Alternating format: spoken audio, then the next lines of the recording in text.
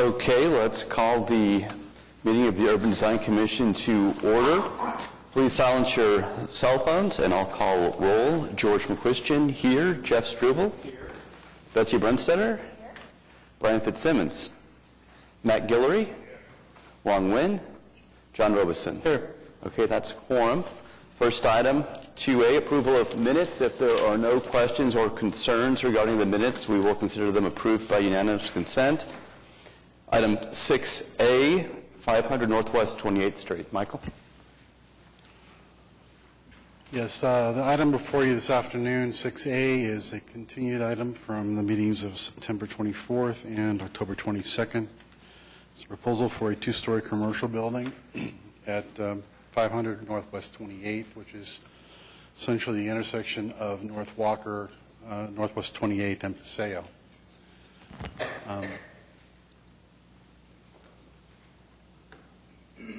We have received revised plans on this project, and they represent a significant improvement from the plan that you originally saw at the meeting on September 24th.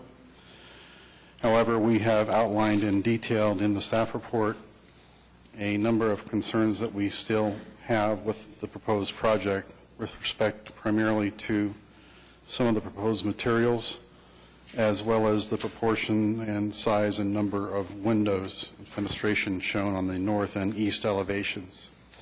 Our recommendation to the Commission this afternoon is to continue the item with a specific set of items that the applicant needs to fulfill in order to give us the information we feel is necessary to provide a recommendation to the Commission and give you a plan that is in greater compliance with the applicable guidelines.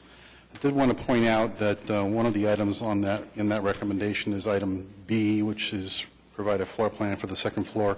In fact, there is a floor plan in your packet for the second floor, but it is not necessarily a functional second floor plan because it does not show you how access is gained to that floor, either in the second floor plan or the first floor plan. That pretty much concludes our comments on this project. We're prepared to respond to any questions the Commission may have. Does anyone have any questions for Michael right now? Larry, did you want to say anything, or Jeremy? Jeremy Foraker, live at 1232 Davenbrook Drive.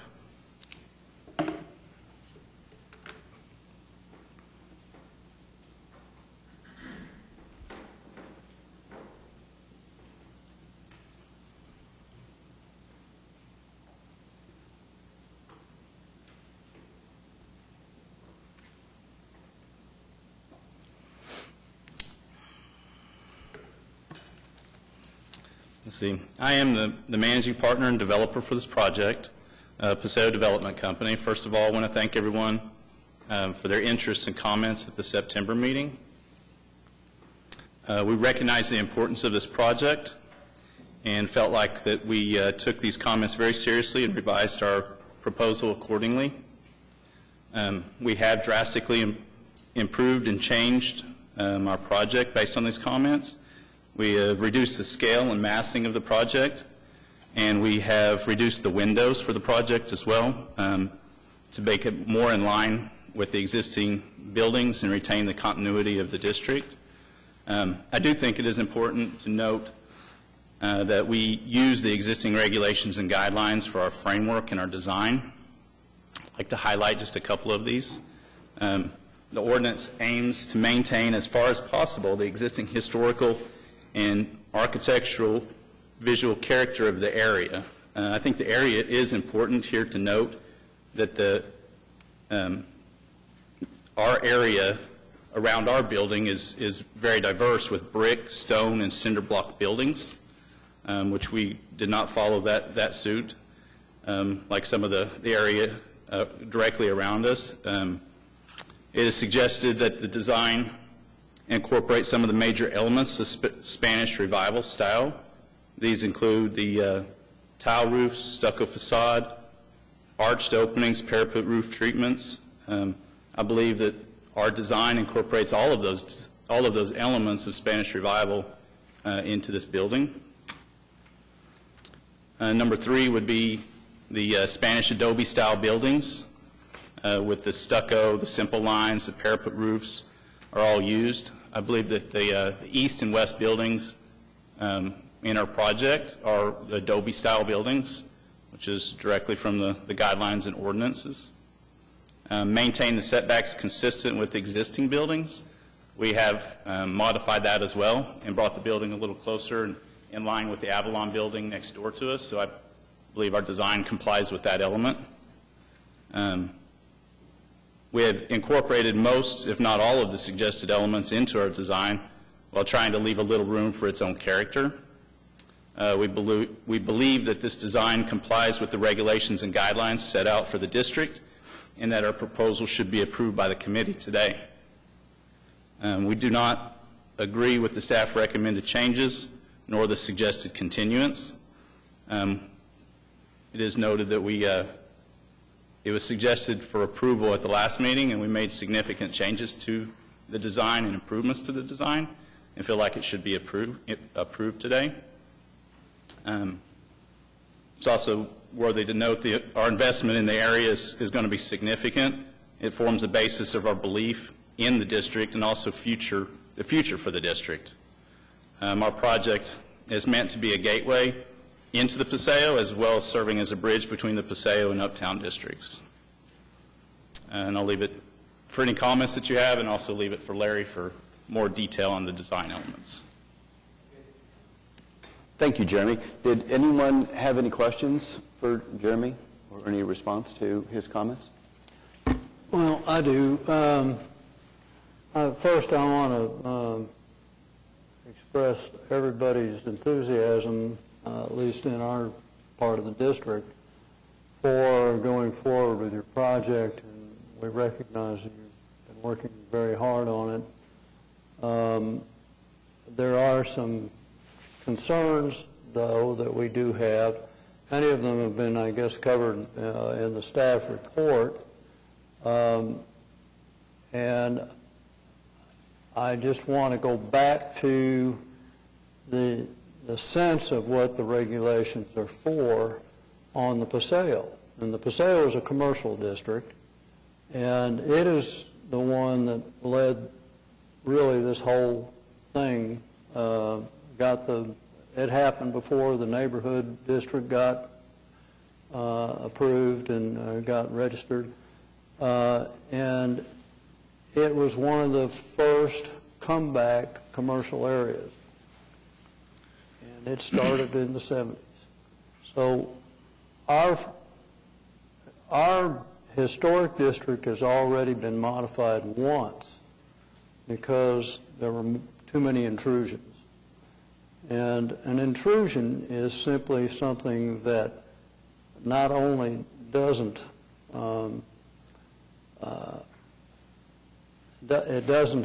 an intrusion is a building that has maybe some of the features of the other things and maybe not, but it doesn't do the other things that a contributing resource would have or a non-contributing resource. Those are the three levels.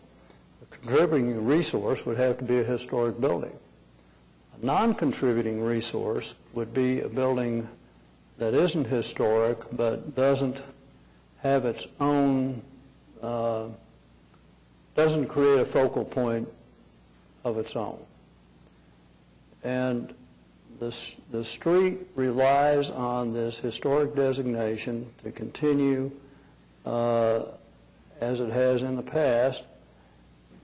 And what we're concerned about is a non-contributing resource actually becoming so important that it deteriorates the historic designation of the whole district. So that's a number one problem for me, is that while I think the building could comply with the design requirements, probably with less effort, and would be more in keeping with the street in that it's not, it doesn't change the image of the street. It contributes to the image of the street without being a copycat building without looking like you're trying to be a historic building, but just kind of contributing. The reason that's important to us is because that's how we got our first ordinances, and that's how we got a lot of the folks moving back into the area. And it's just an important thing for us to keep on with. Still, we want you to do a contemporary building, and that's what you're trying to do, but one that doesn't introduce new materials, one that doesn't change the proportions of the street, and frankly, that wouldn't necessarily relate to the residential district. So that was one of the comments. You could contribute to the street with using the main materials more proportionally.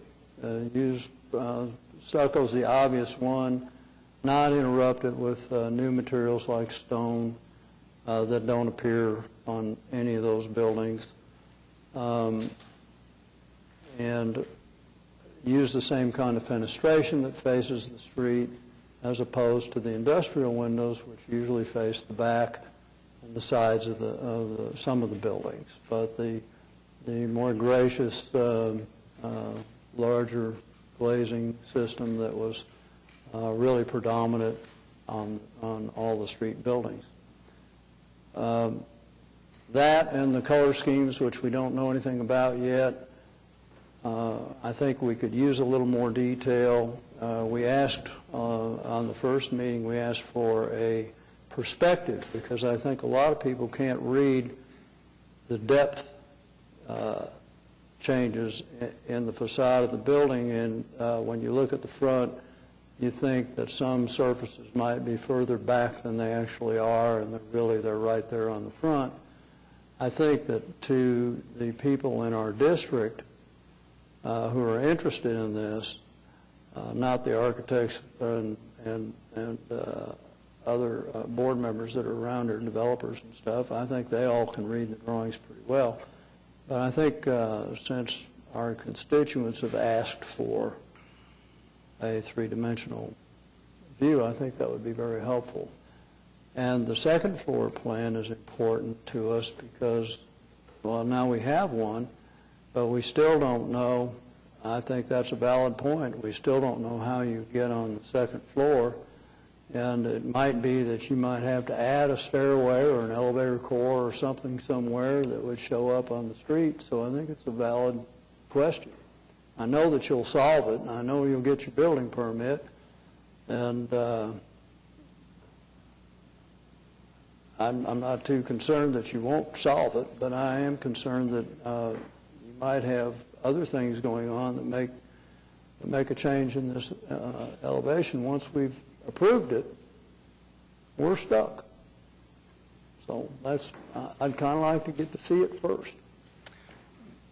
I don't think that we would be able to without your approval on the exterior. I mean, as far as access to the second floor, we would do that through those front two doors. So as far as the committee is concerned, or the things that you guys are responsible for, I think this is what you see is what you'll have. So I don't think that us revising that and showing a staircase on the inside of the floor plans is something that's required or something that's necessary for you guys to make an approval on the exterior design elements. Well, we could do a conditional approval that would just state that if you have to make any changes in the elevation, that you'd have to come back.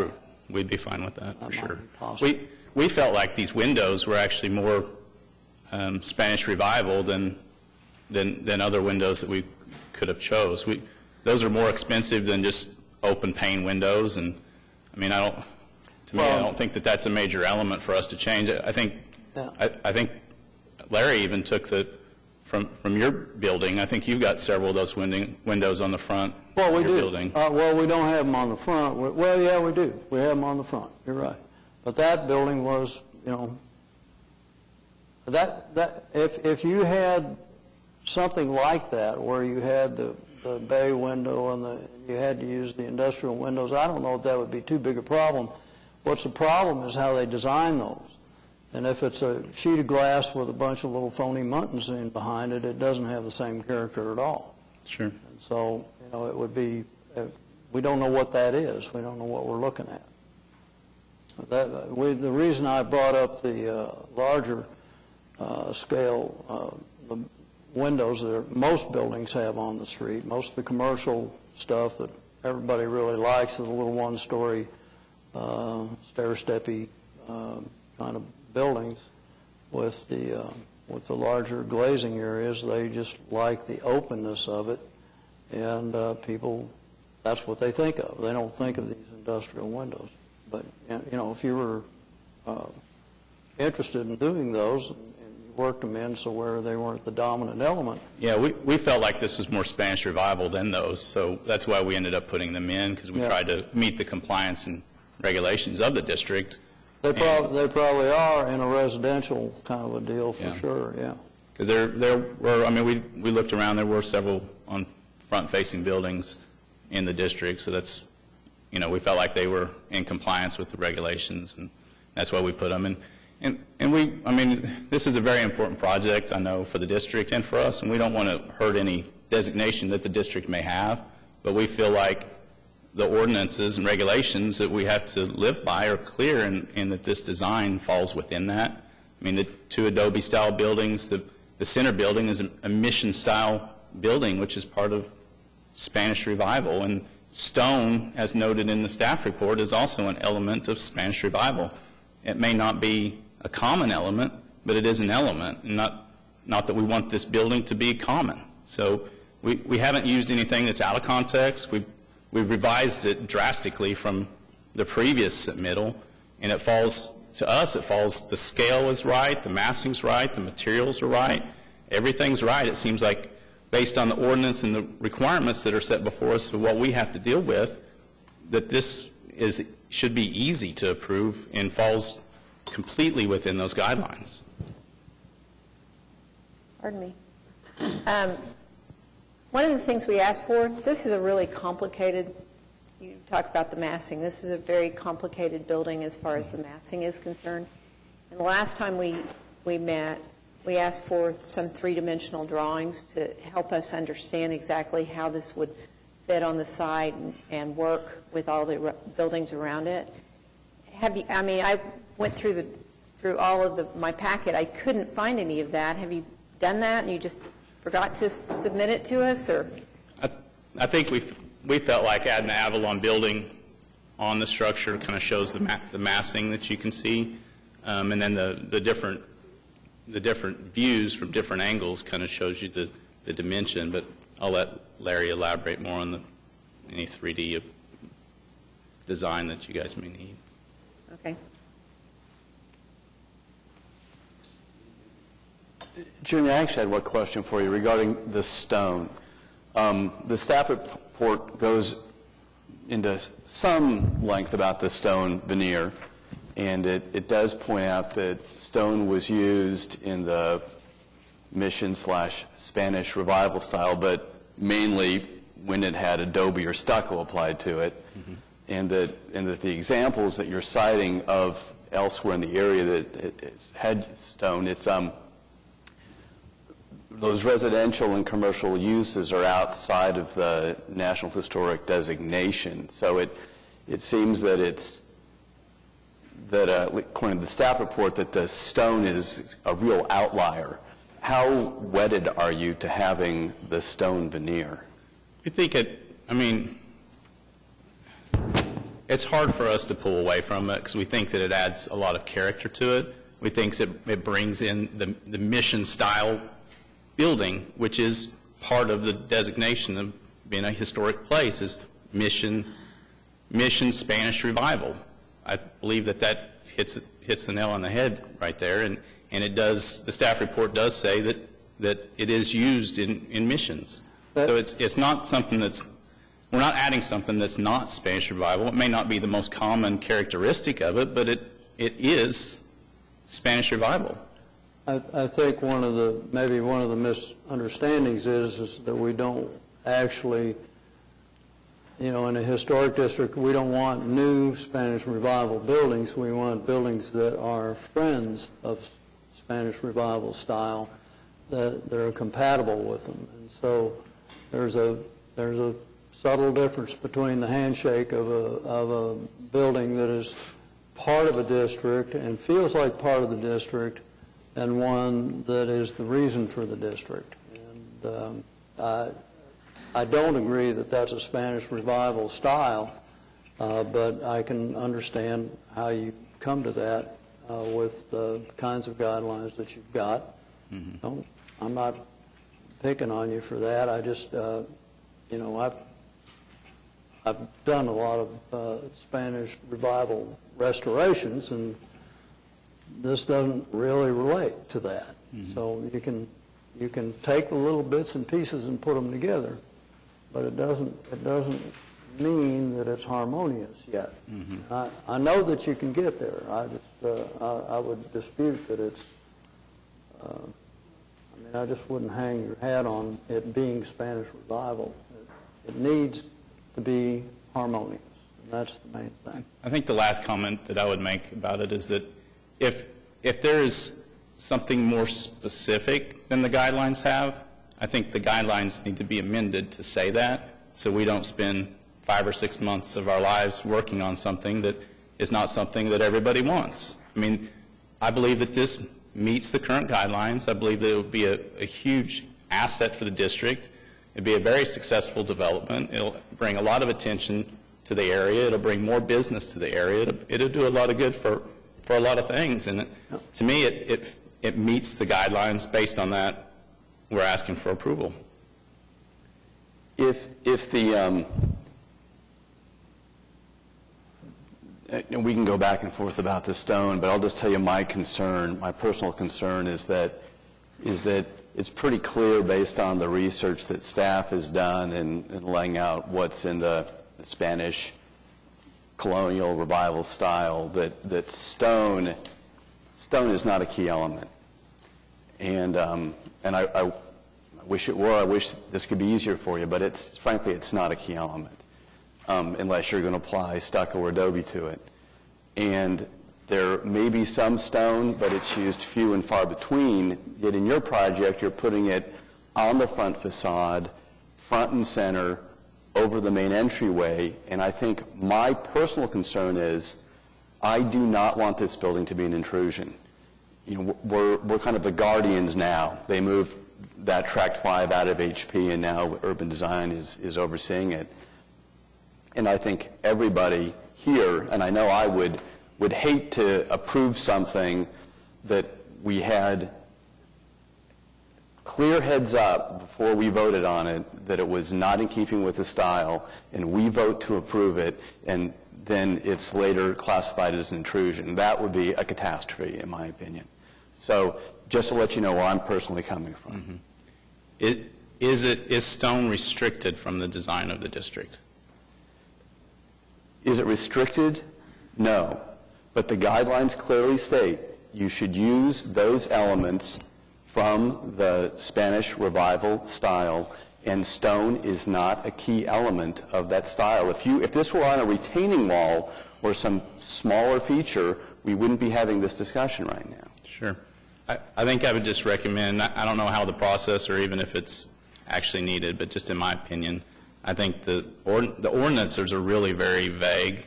They give suggestions to elements of Spanish Revival. They don't eliminate anything. And they only give suggestions. So, I think it may not be something that everybody likes or feel that is an intrusion. If we felt that it was an intrusion, I wouldn't want to do it. I wouldn't want to risk that designation. We like it. We feel it adds character to it. We feel that it's inside the guidelines for us to do so. So that's why we have put it there, and that's why we like it there. So. All right. Betsy? I just asked Michael for the last application. what was it that made you guys feel like we didn't want windows? I felt like, and maybe I really didn't understand all of the comments really clearly at the last meeting. I don't think, that was relayed to us very clearly. As far as, I felt like the storefronts were more, I felt like that was more modern. It was long storefronts, a lot more glass. I felt like that was a concern, and that's why we revised it that way. But it may Did they have say not anything that encouraged you to feel that way? I mean, Michael, is that something specifically in the ordinance that I'm not aware of? There's nothing in the ordinance, but I do think that at the last meeting, or the first meeting where it was discussed in detail, there was some concern expressed about the amount of glazing on the second floor. On the second and how floor, yeah. close it was to the top of the building. Yeah, getting the structure in there is going to be a challenge. I feel like that you've kind of taken this like a whole distance away from where it was before, and I'm not sure maybe you need to hit it somewhere in the middle, because what you've done, and one of my comments, and that this is why I was kind of questioning the whole window deal, was the east elevation that it comes closest to Walker. I think you were going to put a bar or something there, and you had no glass and no daylight and no interaction with the street. And now you have, it looks like you might have less now. So I'm just, and that's, I feel like that's a very important thing, because a lot of people approach Paseo from the Walker side, and it feels a little unfriendly there. I think I used those exact words in September. Yeah, I don't know. We felt like it. I mean, we added the alcove in the back, and just for note, those Fs are not going to be on the awnings. Those are just there to show that we could have logos or something back there. But that's an entrance into the back of the restaurant, and that was not there before. The lines were a lot flatter and without the dimension that it has now. So we felt like we made a substantial change in the presence of the building from Walker, and the side angles from Walker. It's a lot more attractive back there than it was before. We did reduce the size of the windows on the side and added those 2 windows there. And that's part of the restaurant, but we feel like it would probably be where they would set their bar area. So yeah, I mean, I felt like we addressed your concerns of it being not appealing from the back by making these changes. Well, having windows on the street is a great way to advertise your product, and right now you're not really doing that.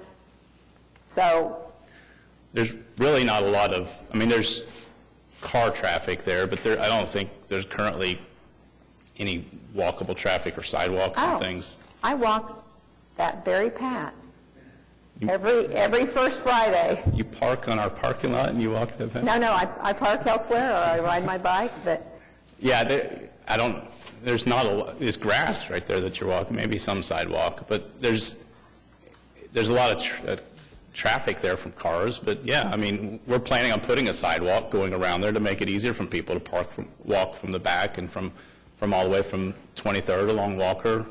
So we felt like we were making it more appealing.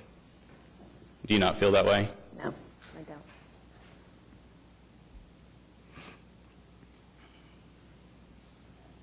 I guess at minimum, what we would hope to get, I don't know if you guys are thinking that it's such substantial changes that you don't like it that much that you would just want to continue it. I don't want to keep continuing it. I mean, we've done a lot of work to get to this point. We like our product. I mean, if there are elements that have to be changed in your opinion, I'd rather have it a conditional approval based on us changing those elements, and then let us figure out if we can make that happen. We can put a bigger window on that side, or we can, if it's conditional that it has to be stucco on that main entrance, if you would approve it that way, give us the opportunity to see if we could live with that, and then if so, we'll move forward in that direction.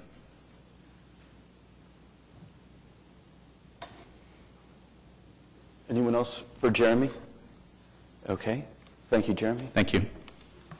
Is there anyone from the audience who would like to speak or comment? Yes, ma'am.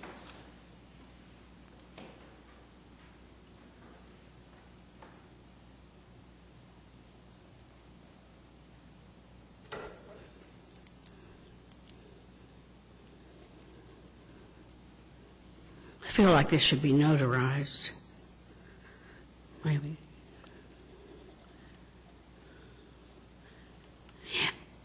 I think, and I own properties that face this on Walker and face this proposed building on Paseo Drive.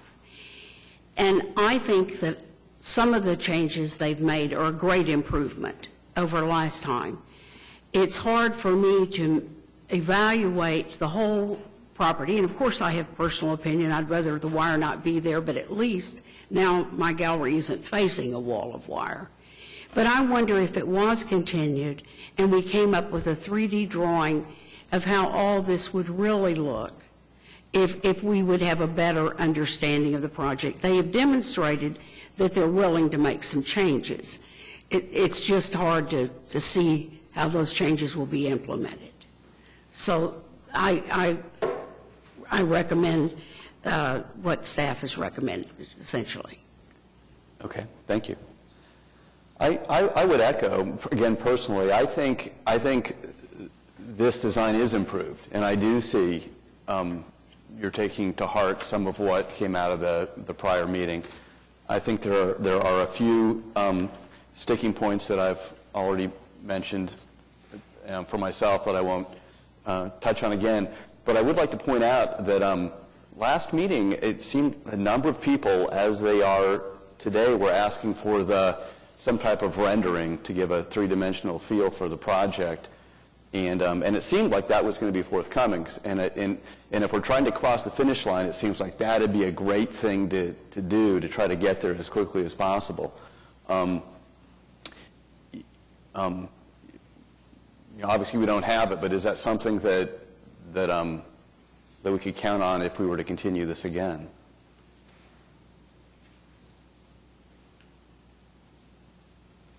Could we have the 3D rendering if we were to continue it again?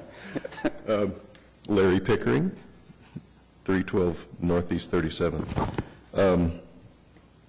We've talked about that 3D rendering. We've talked about a number of things here, and I want to kind of address those. I feel like the information that's provided to this committee and commission and things that you look at all day long, you approve projects all day long, or without 3D renderings. I've seen pencil drawings approved by this commission. It's an important project, but I think, you're well versed in knowing what you're seeing, both the size and the scale of the project. We've talked about colors a little bit. Boy, you can throw any color in Paseo and you'd be right on. I mean, there's purple, there's pinks, there's yellows, there's whites, so I don't think that that's a sticking point necessarily. I think the scale is right. I think that the windows are an argumentative point. We can talk about that. The stone seems to be the big issue. I know that's the big issue now for you, George. I didn't know that before, but for us, it's economics. All of the suggestions, recessed windows, things like that, these are cost elements that drive the cost of a project. And we have a project with a performer that we're trying to hit a budget and rent rates that we need to have, period. That's how projects move forward. You guys know that. So, we feel like this is a significant change. If there's a little more window that you need, that can be a conditional approval. If you want to conditionally approve and then have us do stucco, we can change that later. Let's look at the economics of it. I think that could be an out as well. I mean, I don't think that we need to continue the project. I think enough information has been provided for the commission to make the decision. So if that's where we're at, so We'd So like to you're saying you see that. would not provide a 3D We would rendering? rather just move forward with the project. I mean, we've been delayed. I mean, and like I said, I don't think that it's not a requirement, it's a request, but it's not a requirement. So I think that, based on the information that's provided, I think there's enough there to say this can move forward, one way or the other. And there's avenues to go either way. If you vote to deny or if you vote to continue, there's avenues to go Yeah, forward. no, I get either way. that. And I do want to make a point that that there were a number of conditions in the September staff report regarding the project.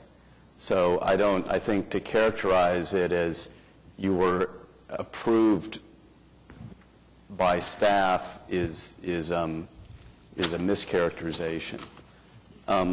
Larry, I'll just be frank. It sounds like you guys don't have your ducks in a row, and so you're coming up and you're saying, we're good to go. These could be conditional.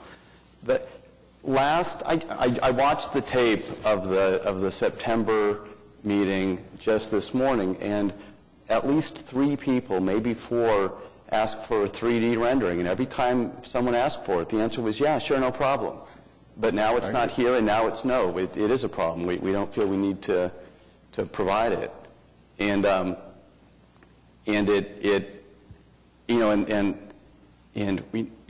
notion that we've approved buildings with basically a pencil sketch. Yeah, nothing of this complexity. Maybe some small homeowner was trying to do something, a garage, but this is a massively complex building, major parcel in a very important area of our city, and you know that. I do. So, in any event, I don't want to get on my high horse, but that's my initial reaction to your And nor do comment. I, and I think it's an important project. It's a sizable project. It's not the biggest project, and it's going to be a feature project in the Paseo. But again, I think that the information provided, given some modification, is enough. So, And Do you we need anything from me? really cannot do that. I mean, the truth is, we cannot do that. Okay. We can't Okay. give you an approval based on, well, we'll add a few windows here, we'll change the stone to stucco. We just can't do well, that. the staff recommendation is to continue, so I guess we'll wait on that vote. Are you willing to be continued?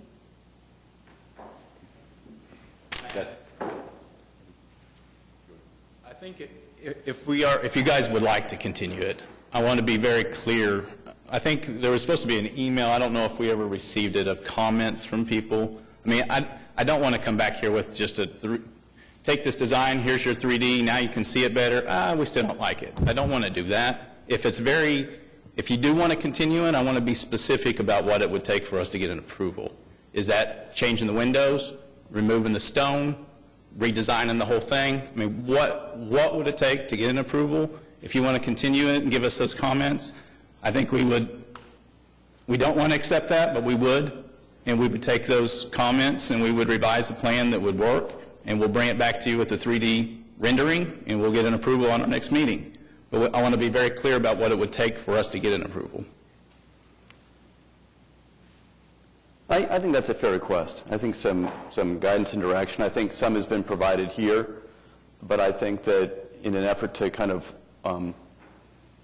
both ends working toward the middle, what I might suggest we do is staff has already provided in their recommendation some modifications that they would like to see, and maybe we could go through those, and that could be, would that help, Jeremy? Is that the kind of thing you're looking for?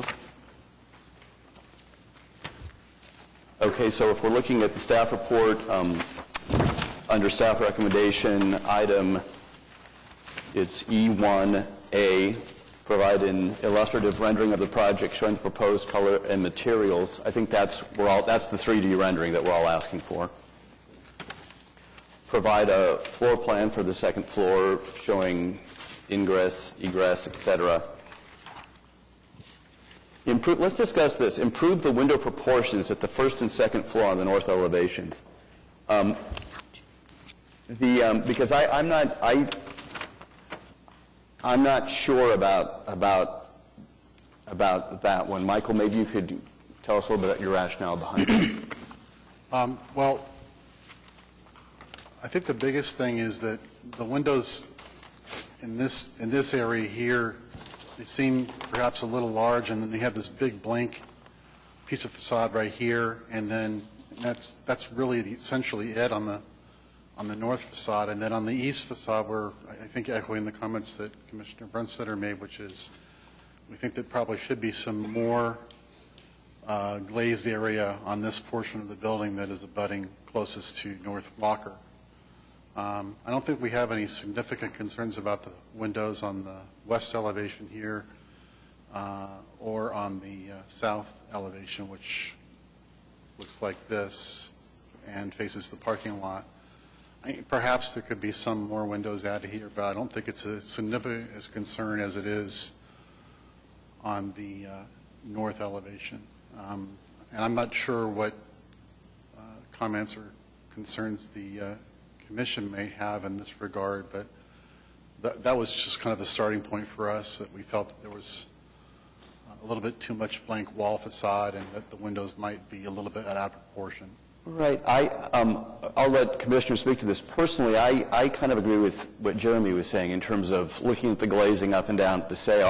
I think this is a big improvement over the initial submittal, and I'm okay with this, but with the caveat of the John's is you really need to know what the windows look like to know how they're going to read on the street. So, John, what would you actually like to see in terms of, would you like to see a sample? Would you like to see a tear sheet? What would you like to see? Are these genuine divided lights would be the first question. And what would the profile of that system be? Let's stand up here together so we can just answer this stuff. Our hope, yes, would be divided lights. Can we afford divided lights? We're going to try real hard, yeah.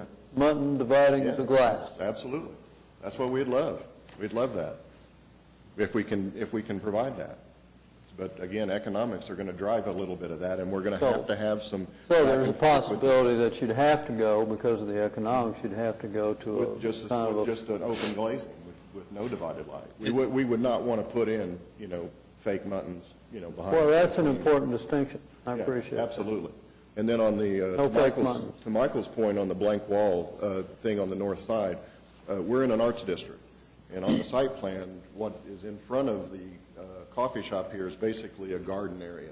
So we would anticipate sculptures and patio and things like that in there. So we didn't feel like a bunch of windows all the way across would be conducive to that. I mean, we want some wall surface that we're going to be highlighting landscaping and sculpture and things like that. Got it. Okay, We so just don't want a bright light all the way through there at night. We want to be able to highlight the project properly. are there additional comments about windows, Betsy? You wanted to comment about the east elevation? You wanted a little more fenestration there? I just feel like, that and I do feel like the same, I agree with Michael on the west, is it the north side of the, I don't know. North elevation, west side. Yeah, okay. Anyway, that I do feel like there's just, in fact, the door I don't know if that's an exit door, but it is almost a little spooky. And if you're going to do is that where you were saying you do a garden out and you have some sculpture? Towards the, you were talking about It's the east on- elevation? It's called out as a wall niche there. Yeah, that That's where north the door, elevation. that's where the door is. Yeah, that goes into the coffee shop. That's the entrance to the coffee shop. That material would be cedar. Inside that would be a nice warm material inside the alcove that leads to the tenant space. The floor plan would show that a little clearer. Yeah, Flipped it. So- you can see it on the floor plan, Yeah. but Yeah. it just, especially if that was going to be a coffee shop, wouldn't it be nice to be able to see that sculpture outside instead of blocking it off from the people inside? Well, in the entry alcove, which is not shown on the floor plan necessarily, but I called it out on the, yeah, it is, it's shown, there's a little niche there. We would have some sort of a wall piece there. I'm talking about the wall surface adjacent to that, to the west of that, right there, Michael, between the Well- window and the alcove, being a backdrop for something in the garden, Okay. not on the wall. Just so you know, Okay. I would prefer to see another window on that wall, and I'd rather see more natural light coming in from the, If we're going The to south if we're going side. to get to a list, hopefully somebody's writing this down so we can address these specifically. that's, I have a question about the introduction of cedar into the design. It looks like it also appears on the east elevation. Is that accurate? Is that, on that east elevation, is that also going to be a recessed door? Recessed, yes, that's a covered entrance for the rear entrance to the cantina and the restaurant, Okay. which would be a cedar siding in there. Can you show the rear, yeah, the rear elevation? There's a rendering too. And one of the things that I think, either three-dimensional or color renderings would help is seeing how all of these various different materials relate to each other and hopefully come together to form a cohesive design. I mean, there's cedar introduced in a couple little spots. There's a steel, flat steel panel above the main entrance door. It's based on what we have here. It's difficult for me to get a full grasp of how all of these different materials relate to each other to form a full picture of a building. We intentionally left that panel blank because that would be a signage panel and we would not be approving signage.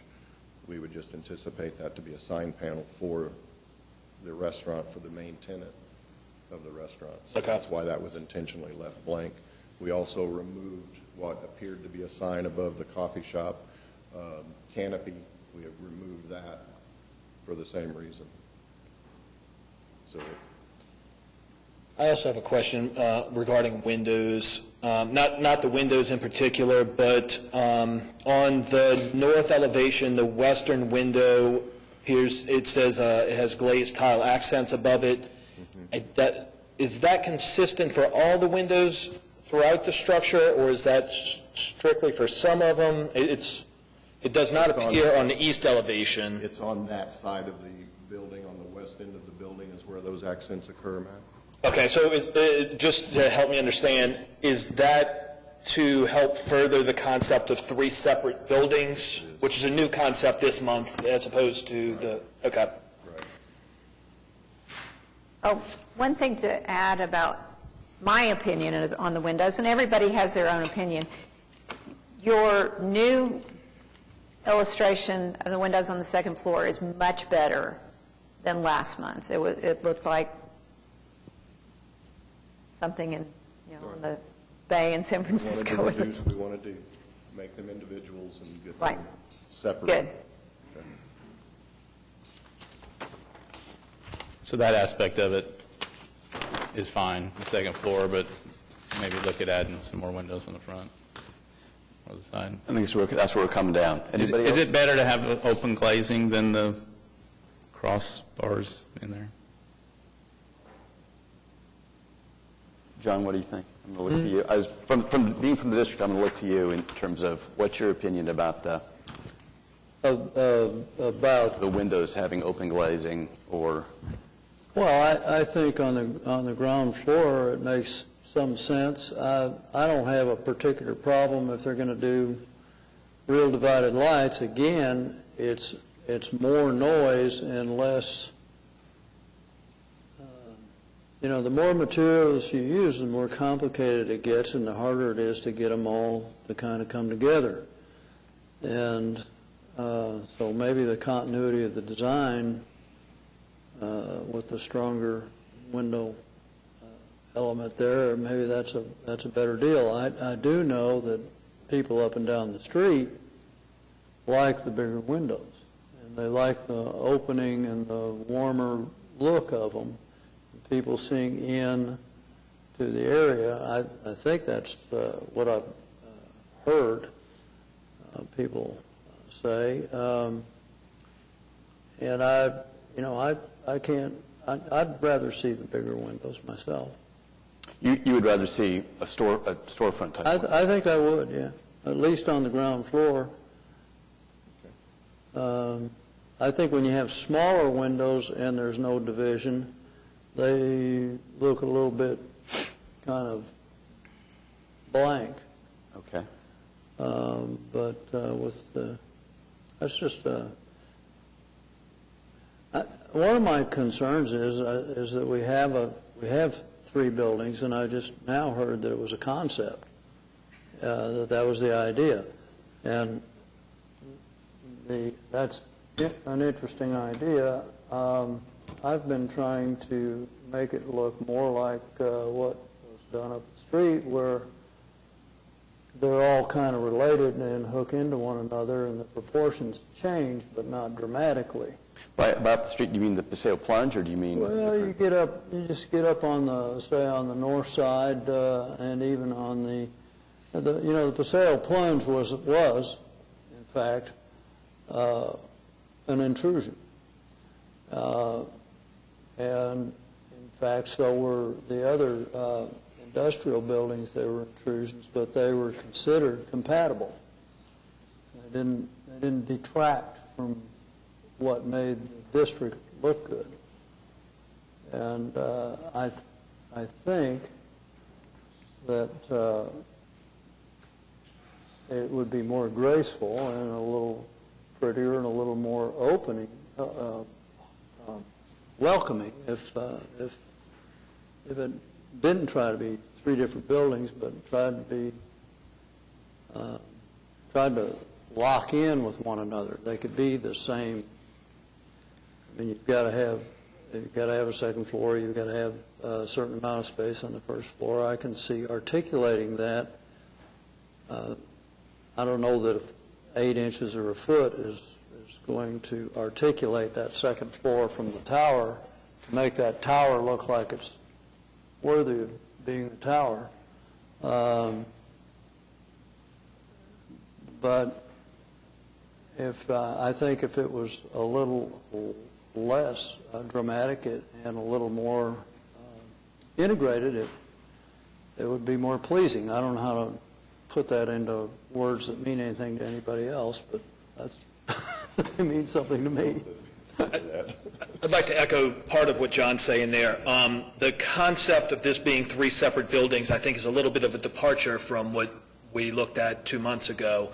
And I think that concept has a lot of validity to it, but that was not totally apparent to me until Jeremy, when you mentioned that the concept is 2 Adobe-style buildings split by Mission-style building. I mean, looking at this black and white drawing here, it was not completely obvious that that's what was the desired outcome.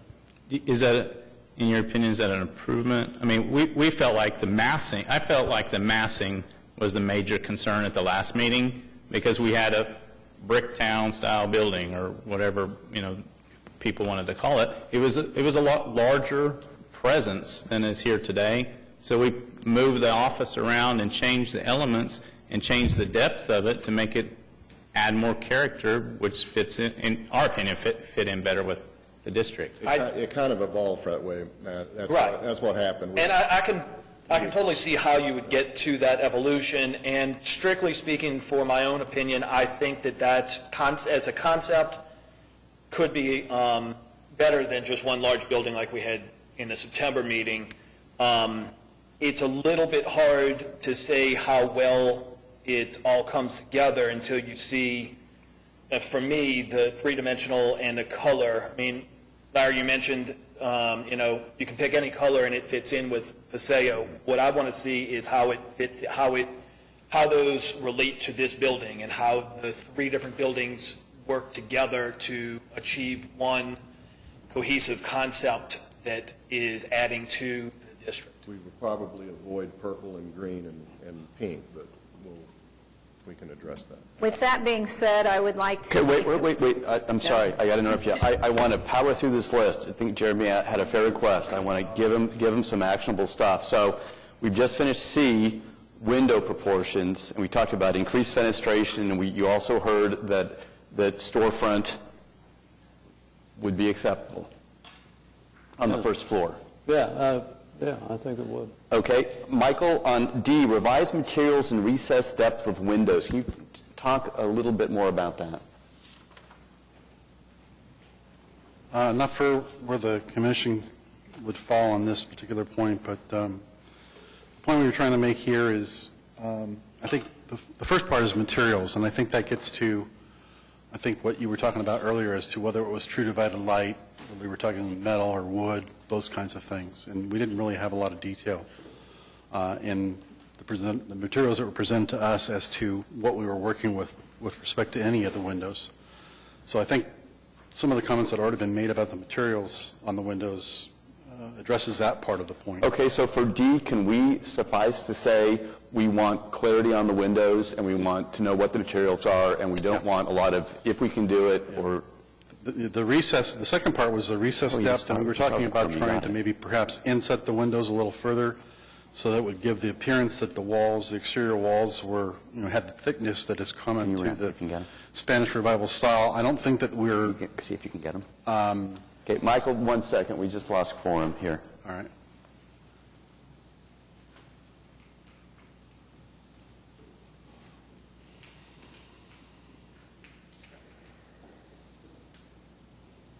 We appreciate you, George, going through those. It's Yeah, helpful to us. well, it's a fair request, Jeremy, that you had.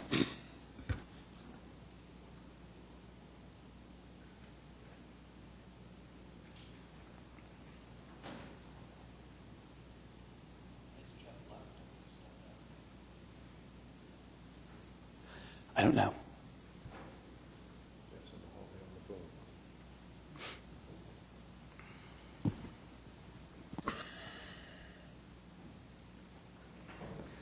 I'm not real clear what they would approve or not approve. We're going to move for a short recess.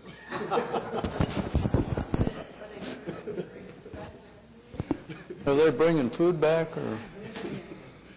Recess is over, quorum has returned. The second part of D is about the recess depth, and we were talking about that in terms of perhaps insetting the windows further into the wall, the exterior walls, particularly on the north and the east elevations, than we feel that they are, given the information we have. And that was really more about trying to give the appearance of those walls more substance than thickness that is more consistent with the Spanish Revival style. It sounds to me like that may not be as much of a concern to the commission as it was to us, and that as long as the type of windows and materials of windows are in keeping with your direction, that you would be sufficient. My personal opinion is that's more of a nice-to-have category, and I would not hinge anything on that particular one. Well, I agree that it would be nice to have. We don't really know whether they're sitting right on the face, whether they're set in 6 inches or 2 inches or whatever. And again, that's partly because we need more we're detail. looking at flat work. And, Gotcha. it's pretty hard to, I can see by the elevations what major elements are sticking out, and given the fact that, for instance, the tower is probably only sticking out about 6 inches from the second floor wall, I think that might have a surprisingly unarticulated look to it when people look at it. Right. And if that's the case, then why would the windows be recessed very far? I don't think they would.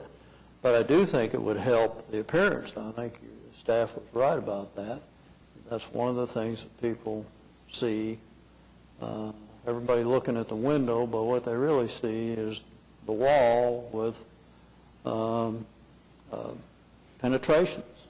And they see into the space, and they see this kind of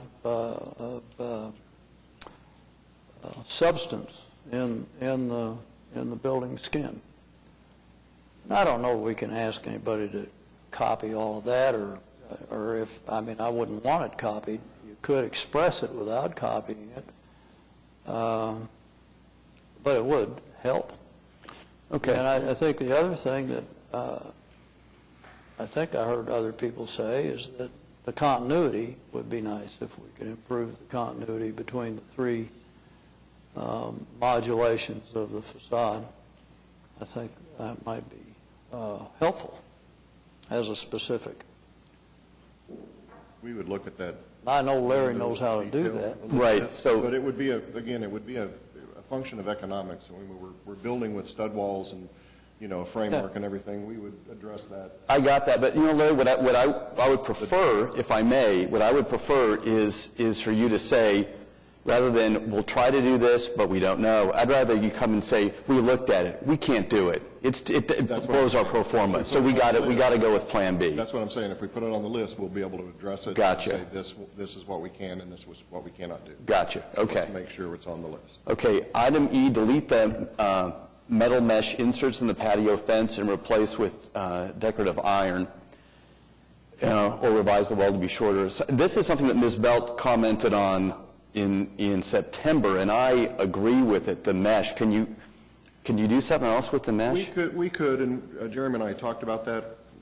The idea that we would probably be wanting to plant, climbing vines on this, and it really kind of goes away was our intent. But if that's a sticking point and we go to a 4-inch on-center, vertical, that's fine. Okay.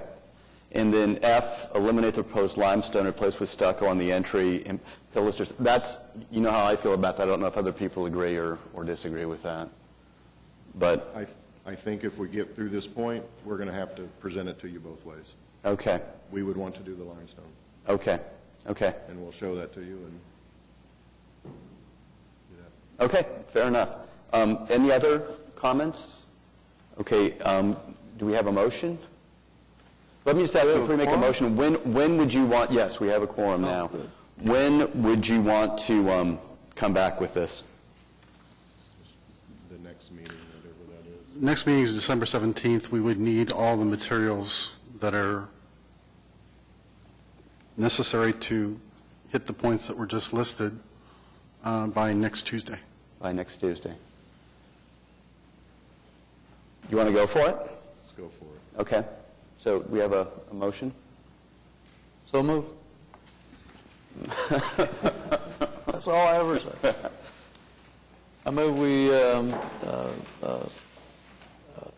hear this all again in 1 month, In the December meeting? in the December meeting. Okay, we have a motion by Robeson, a second by Struble. All in favor, say aye. Aye. Aye. Any opposed? Okay, thanks, guys, for sticking with us. Appreciate it.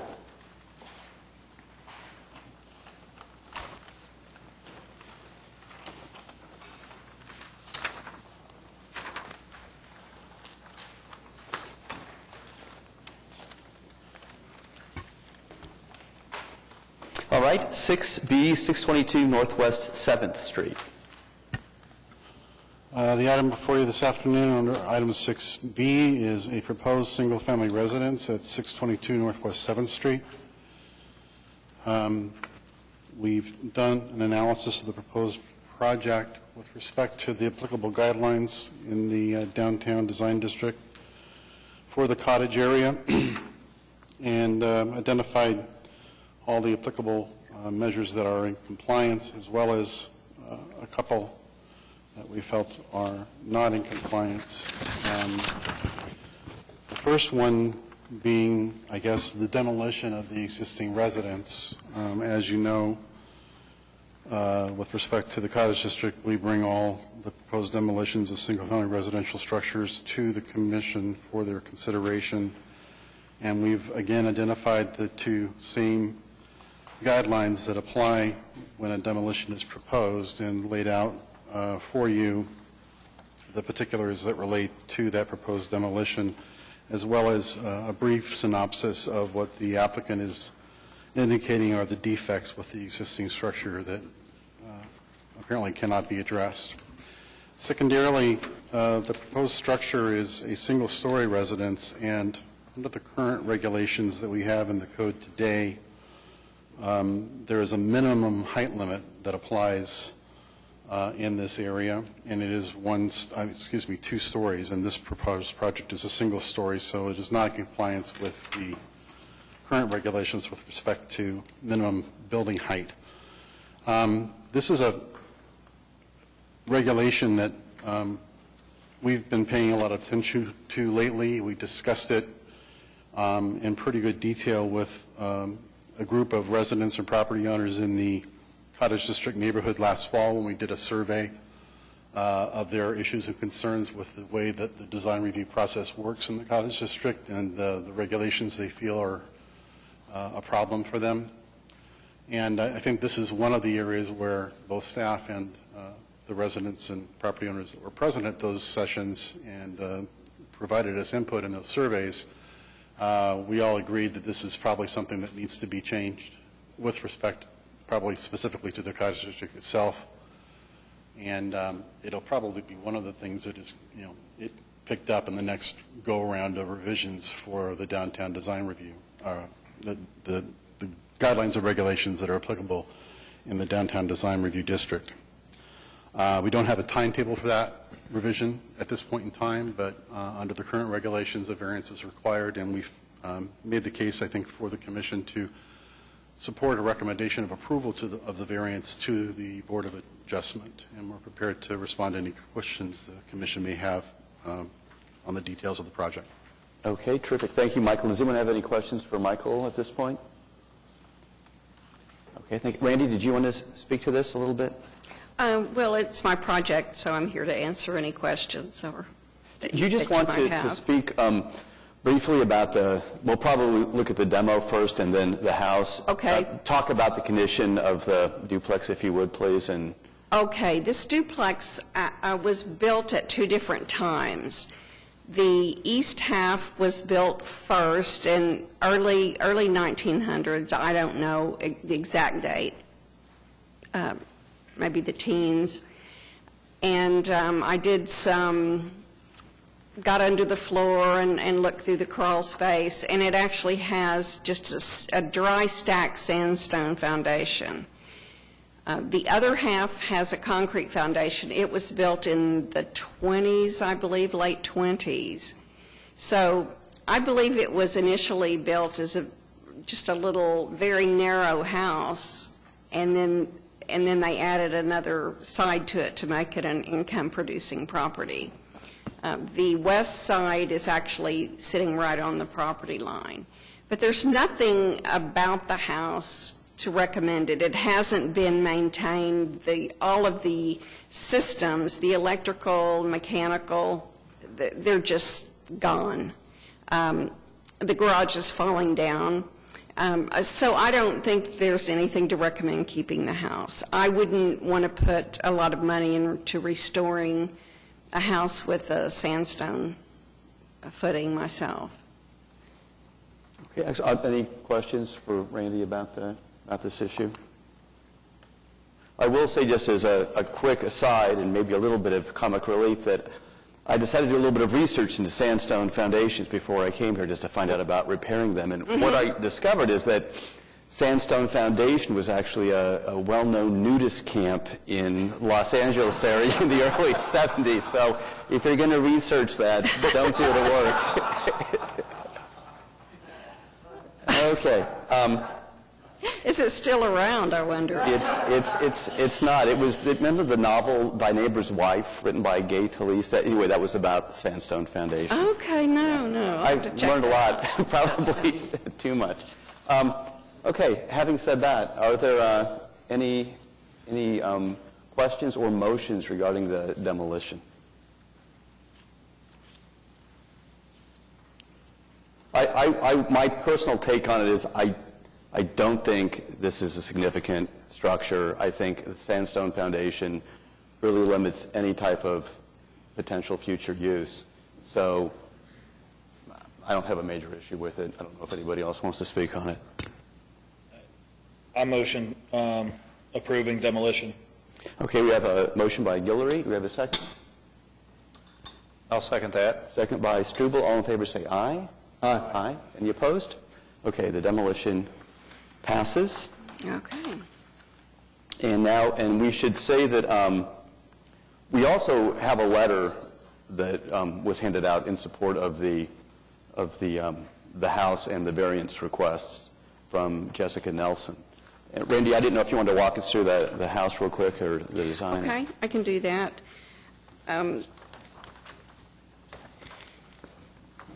It is 1,800 square feet on one floor. The floor is raised 24 inches above grade. The east and the north facades are glass from floor to ceiling, and they have a 6-foot overhanging porch. The structure is exposed for the most part. It's painted steel. The west wall and the half of the south wall are metal panels. It's a very simple house, very expressive, I think. The area around the house is typically gravel.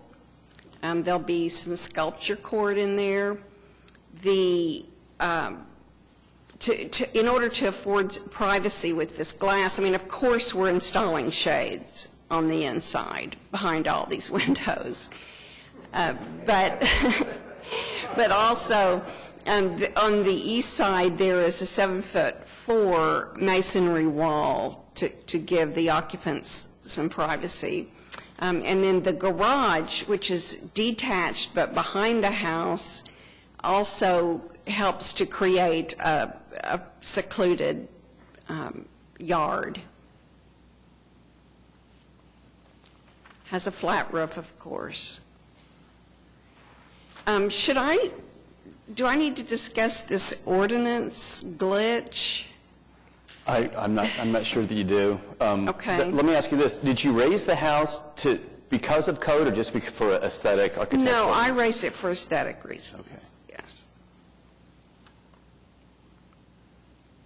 Okay, are there any questions for Randy? No? I think it looks great. It's beautiful. Thank you, sir. Okay, are there any motions? I move we approve it. Okay, we have a move to approve by Mr. Robeson. Do we have a second? Second by Mr. Guillory. All in favor say aye. Aye. Aye. Any opposed? You're approved. Thank you very much. Appreciate it. Yes, and you'll do the recommendation to the Board of Adjustment for you variance? need to make another Thank motion. you, Randy. And then, thanks, Randy, for telling us how, helping us to do our jobs. And now we need a motion regarding the approval, a recommendation to the Board of Adjustment to approve the variance. I move we approve or recommend to the Board of Adjustment approval. Okay? I'll second that. Okay, that is a motion by Robeson, second by Struble. All in favor say aye. Aye. Okay, any opposed? Well, that also passes as well. So can you also recommend they refund our fees, since this seems to be a staff glitch? Can you do that? I mean, is it possible? I'm not sure. I believe the code specifically prohibits waiving of fees, but We couldn't do it anyway because it's not published. You couldn't do it? Okay, Yeah. all right. Thank you, though. Okay. Thank you very much. And thanks for waiting so long to be heard, too. Sure, it was interesting. Okay, thank you. I have a quick staff question. One of the things addressed in this is the sidewalks. What's the code requirement in the Cottage District for including sidewalks? for the width, Is it required on all projects? it's in downtown, which is part of downtown, it is required, yes. Okay.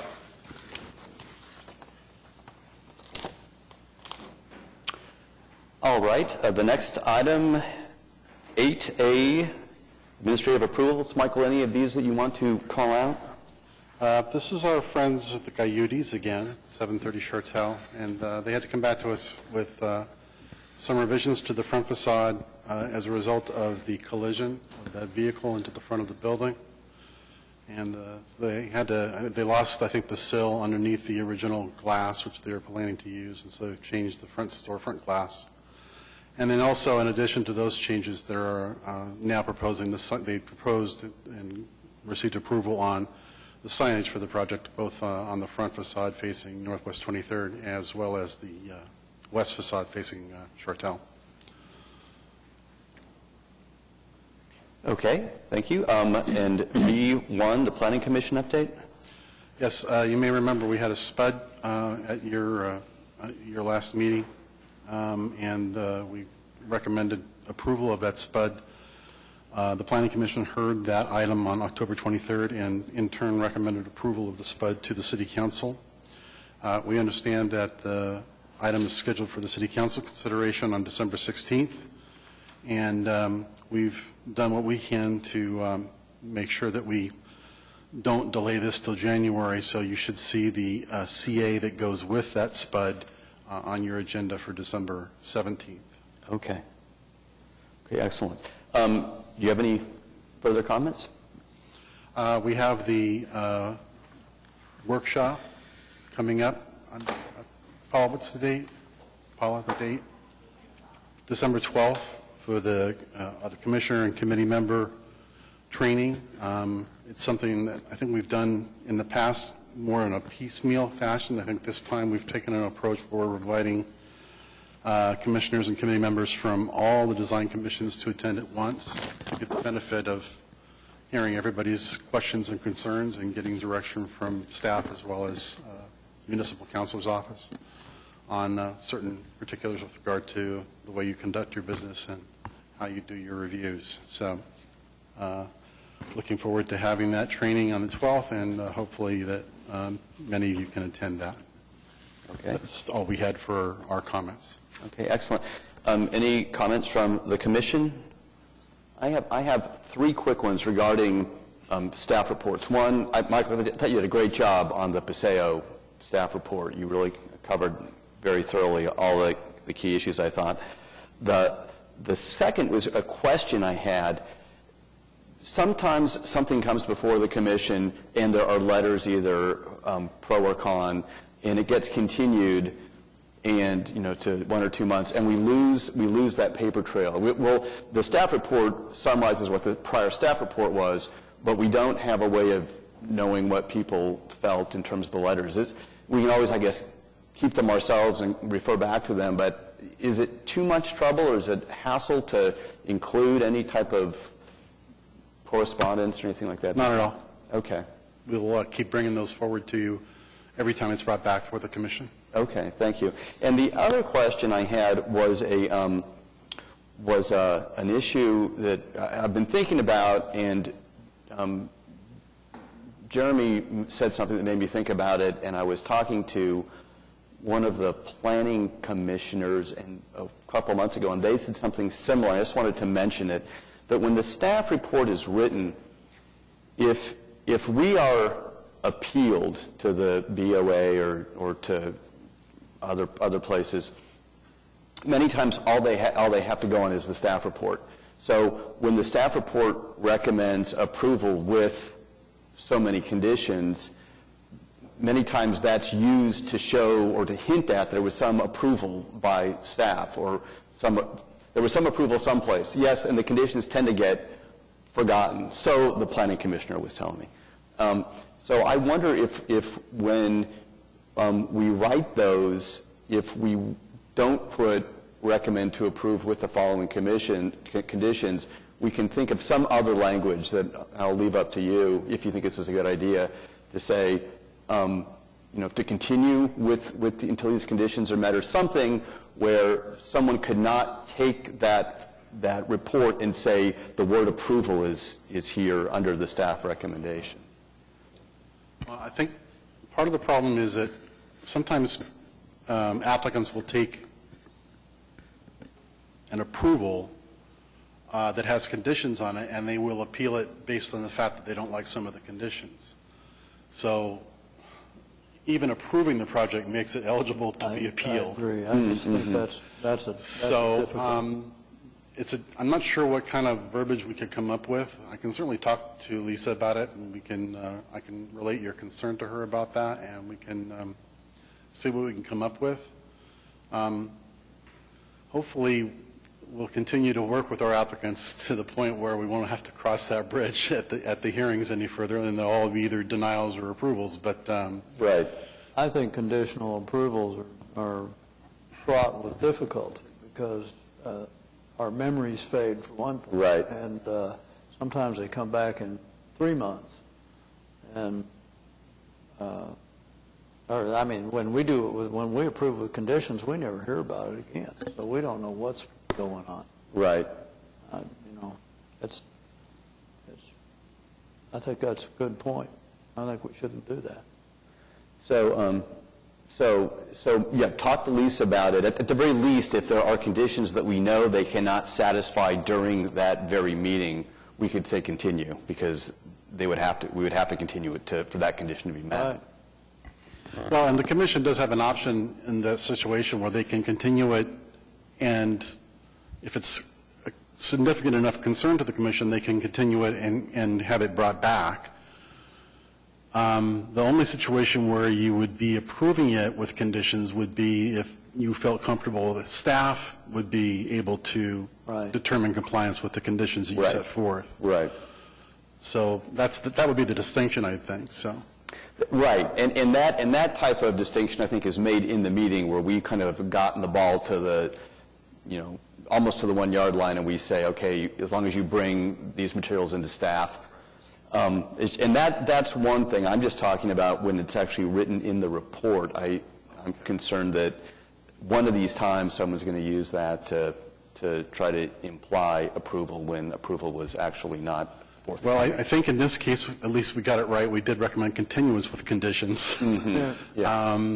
I think we can bear that in mind going forward. I think if we have a significant enough list of things that we know of on our side of the fence that we think are going to be a problem for the commission, and we feel it's important enough to list those out as part of our recommendation, then that would be a key to us to use the word continuance as opposed to approval. Okay, excellent, excellent, I thank you. think they brought up a point, too, that struck me, because I was there when all those regulations were written for the Paseo. We worked on them for years. And what I remember had happened is that at the end of all of that work, we had boiled it down to a really weak ordinance. And I don't know where that exactly came from or how that occurred, but it didn't come from me, and it didn't come from any of the people that I know were at those meetings. Somewhere it got lost. That ordinance is, if it's typical of the other ordinances, and I haven't been critical of any of them, I haven't looked at them critically, I just assumed that the people got what they wanted. We didn't get what we wanted, and that was a weak ordinance. And he pointed it out. And then he asked for help. How am I supposed to know what to do? Well, I I think the problem is that with design districts where you have guidelines, you're walking a tightrope trying to balance yourself between giving them direction, but at the same time allowing them some degree of flexibility. And I don't think you want to be overly prescriptive in terms of certain, there may be certain things that you have to be prescriptive about, but there are other things that you want to do allow some latitude. And we face the same problem in Bricktown. And I know that the commission is familiar with the fact that the planning staff does work to try and, in some sort of cycle or sequence, go back over the guidelines and regulations for each of the design districts on a routine basis and try and bring them back for you to update them as time allows. Right now, I am working on Bricktown regulations and guidelines, and we hope to have those before the commission or the committee later this year, early 2015.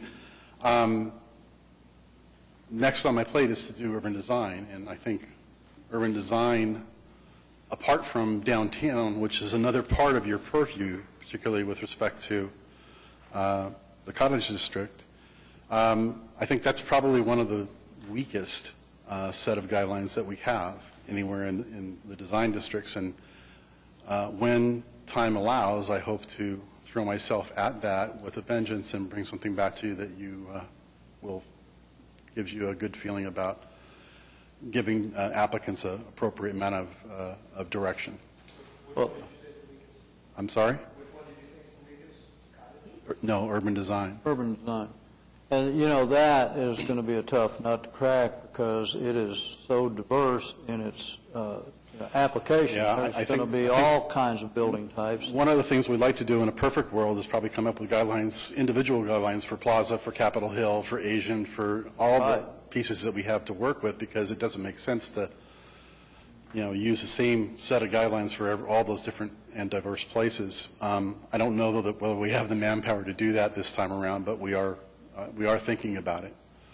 And the other thing you need to know is my time's going to be spread pretty thin again over the next few months because Brandon, who took over for Scotty, is leaving us, and now I'm back to handling all 4 of the design districts, all 5 actually, including Wow. stockyards. So instead of a meeting every, twice a month, I have 4 meetings a month, assuming we get enough applications in. And if yesterday is any indication, we're going to have meetings for a while. So we had a deadline day for both your body as well as for DDRC. And I think we got in maybe 8 or 10 applications yesterday. Oh, my goodness. So that being said, we're doing what we can with the guidelines and updating those things as best we can when the time allows. I think, the target all along for urban design has been 2015, after we get done with Bricktown. Given the current situation and how long it might take to refill that position, it may be put on the back burner for a little bit. Okay, fair enough. Thanks, Michael. That was very interesting and informative. Next meeting date is in the agenda. If there are no objections, we will consider ourselves adjourned by unanimous consent. Thank you very much.